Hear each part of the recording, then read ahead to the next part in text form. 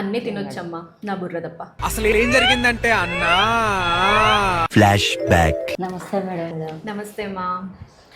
ఇప్పుడు 3 months pregnancy కదా, అవును మేడం. ఇంకేమైనా డౌట్స్ ఏమైనా ఉన్నాయా? ఉన్నాయి మేడం. చెప్పు. మేడం అవకాడో తినొచ్చా? అవకాడో తినొచ్చు. రాగి జావ తాగొచ్చా? తాగొచ్చు. రాగి జావ వేడంటారు కదా మేడం. ఎవరురా నువ్వు ఇంత టాలెంటెడ్ ఉన్నావు? ఏం కాదమ్మా, దాంట్లో ఉన్నంత మంచి రిచ్ సోర్స్ ఆఫ్ కాల్షియం వేరే దాంట్లో ఉండదు. తాగొచ్చు. మటను, ఫిష్ తినొచ్చు. నీకు ఒకవేళ అరగడం ప్రాబ్లం ఏం లేదంటే తినొచ్చు. మేడం. పానీపూరి తినొచ్చా? మేడం పానీపూరి తినొచ్చా? Panipuri favourite madam. పానీపూరి తినొచ్చా? అప్పుడు తినొచ్చు. అమ్మయ్యా. జర్నీ చేయొచ్చా? అంటే జర్నీ అంటే బేసికల్గా చెయ్యొద్దని కాదు, కాకపోతే ఆ జర్నీ ఎట్లా ఉంటుంది అనేది మనకు తెలియదు కాబట్టి సో వెళ్ళేది అనేది మొత్తం జాగ్రత్తగా అనేది పోవాలి. బైక్ జర్నీ కూడా ఏం కాదుగా మేడం. బైక్ మీద జర్నీ అంటే కొంచెం జాగ్రత్త.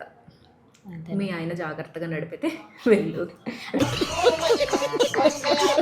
బస్ జర్నీ ఇప్పుడు ఆహా అవుట్ స్టేషన్ ట్రావెల్ ఏం లేదు. మన అర్జెంట్ పని ఉండి వెళ్ళాల్సి ఉంది మేడం, ఫోన్ చేస్తే వెళ్ళకూడదు. వెళ్ళొద్దు, కరెక్ట్గా చెప్పింది. అంటే ఇంట్లో పనుల వరకు ఊడటం తూడటం.